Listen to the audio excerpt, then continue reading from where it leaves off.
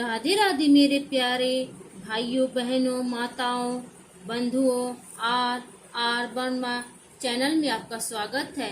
बंधुओं, आप सभी पर माता भगवती दुर्गा की कृपा बनी रहे। आज मैं श्रवण करवा रही हूँ महाभागवत देवी पुराण पहला अध्याय।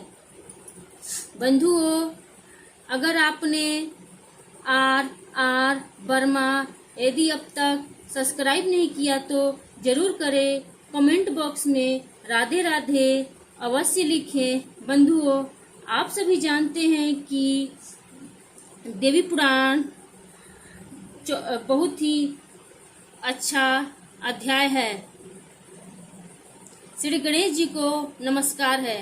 श्री गणेश जी के चरण कमल के पराग कण जो देवेंद्र के मस्तक पर विराजमान मंदार पुष्प के पराग कणों के समान अरुण वर्ण के हैं, वे विघ्नों के नाश करे।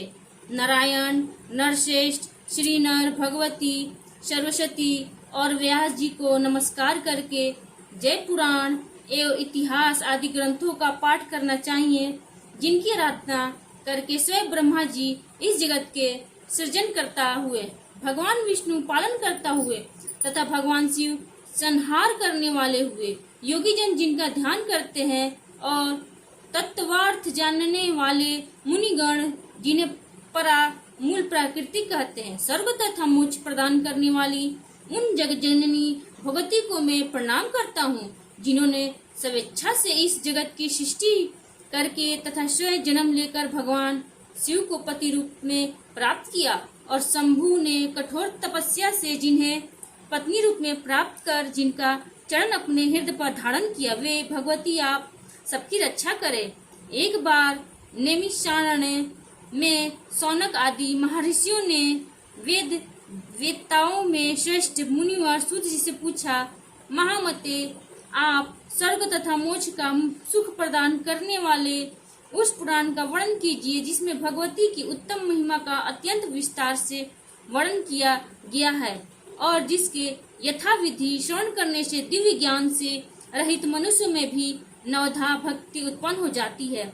सूत जी बोले, महाभागवत नामक इस अत्यंत गोपनीय पुराण का वर्णन सर्वप्रथम भगवान शिव ने महात्मा नारद के लिए किया था। पूर्व काल में उसे फिर से भगवान व्यास ने भक्तिनिष्ठ महर्षि जैमिनी के लिए श्रद्धापूर्वक कहा था और फिर उसी को मैं आप लोगों से कह रहा हूँ।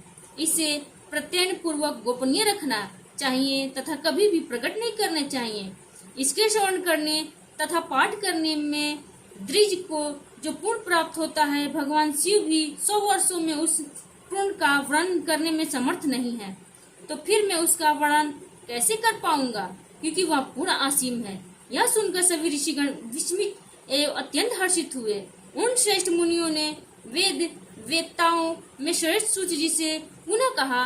ऋषिगण बोले, मुनिवर, जिस तरह वह श्रेष्ठ पुराण इस पृथ्वी लोक में प्रकाशित हुआ, आप कृपा करके इसका यथार्थ रूप में वर्णन कीजिए। सूत जी बोले, समस्त धर्म शास्त्रों के वक्ता, सभी वेदों में सर्वश्रेष्ठ धर्मज्ञ, ज्ञान संपन्न, महान बुद्धि वाले महामुनि भगवान महर्षि व्यास जी 18 पुराणों की रचना करने पर भी किसी प्रकार से संतुष्ट नहीं हुए।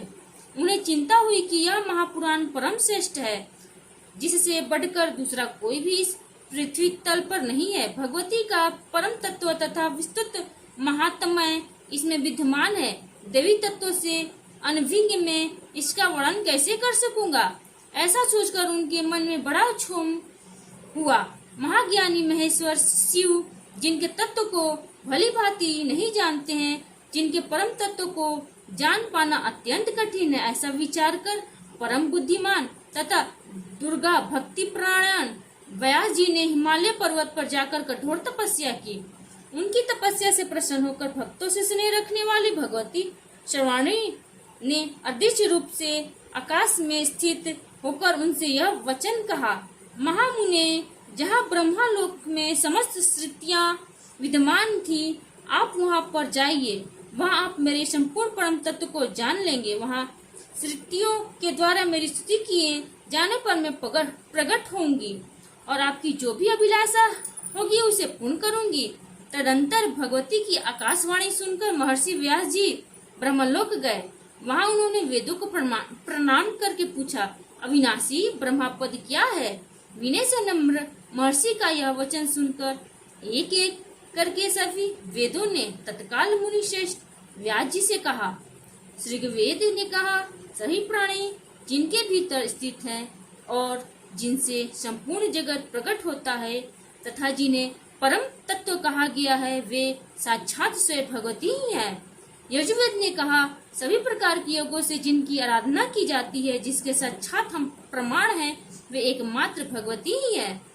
सामवेद ने कहा, जो इस समग्र जगत को धारण करती है तथा योगी जन जिनका चिंतन करते हैं और जिससे यह विश्व प्रकाशित है, वे एकमात्र भगवती दुर्गा ही इस जगत में व्याप्त है। अर्थ वेद ने कहा, भगवती के कृपा पात्र लोग भक्ति पूर्वक जिन देवश्री का दर्शन करते हैं, उन्हीं भगवती दुर्गा को लोग परम ब्रह्मा कहते हैं।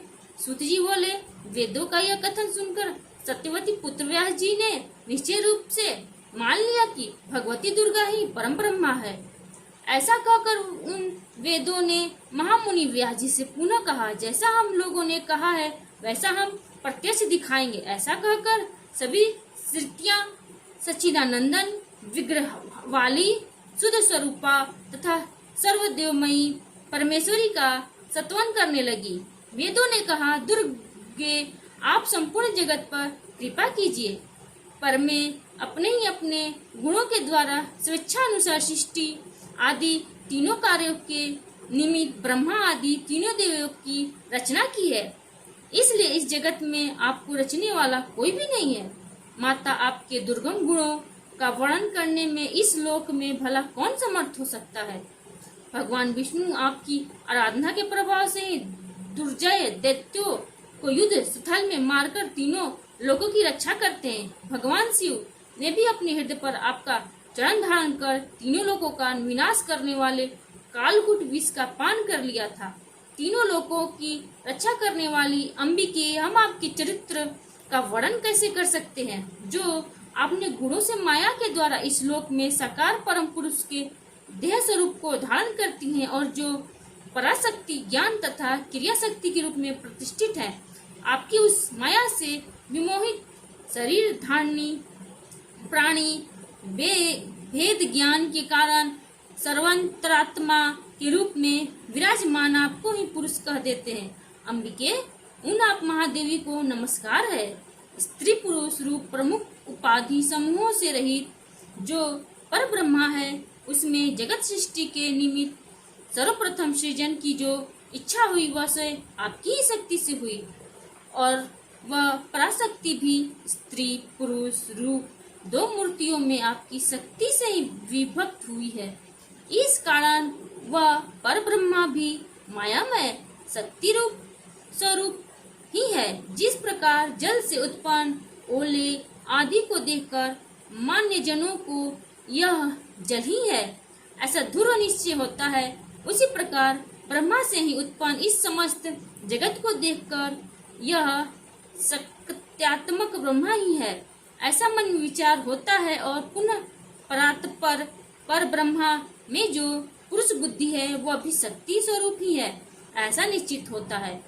जगदम्बिके देहधारियों के शरीर में स्थित षट चक्रों, मूलाधार चक्र, समाधिष्ठान चक्र, मणिपुर चक्र, अनाहत चक्र, विशुद्धाख्य चक्र तथा आज्ञा चक्र में ब्रह्मादि जो 6 विभूतियां सुशोभित होती हैं, वे प्रलयांत में आपके आश्रय से ही परमेश्वर पद को प्राप्त होती हैं। इसलिए शिवादि देवों में स्वयं की इच्छता नहीं है, अपितु वह आप में ही है। देवी एकमात्र आपके चरण कमल में ही देवताओं के द्वारा वंदित हूँ। दुर्गे, आप हम पर प्रसन्न हो।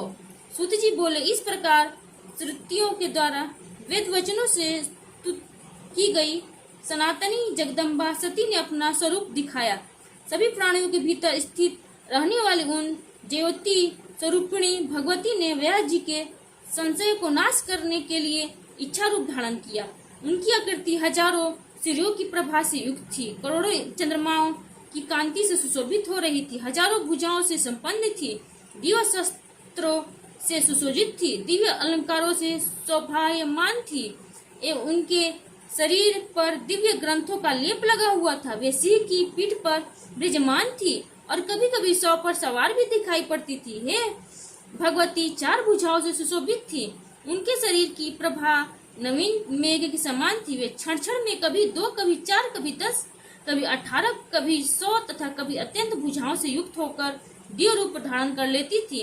वे कभी विष्णु रूप में होकर उनके वाम भाग में लक्ष्मी का रूप धारण करके विराजमान दिखाई पड़ती थी, कभी राधा सहित कृष्ण के रूप में हो जाती थी, कभी स्वयं ब्रह्मा का रूप धारण करके उनके वाम भाग में सरस्वती के रूप में दृष्टिगत होती थी और कभी शिव का रूप धारण करके उनके वाम भाग में गौरी रूप में स्थित हो जाती थी। इस प्रकार उन सर्वव्यापिनी ब्रह्म स्वरूपिणी भगवती ने अनेक प्रकार के रूप धारण कर व्यास जी का संशय दूर कर दिया। सूत जी बोले, इस प्रकार पराशर पुत्र व्यास जी भगवती का दर्शन करके उन्हें परम ब्रह्मा के रूप में जानकर जीवन मुक्त हो गए।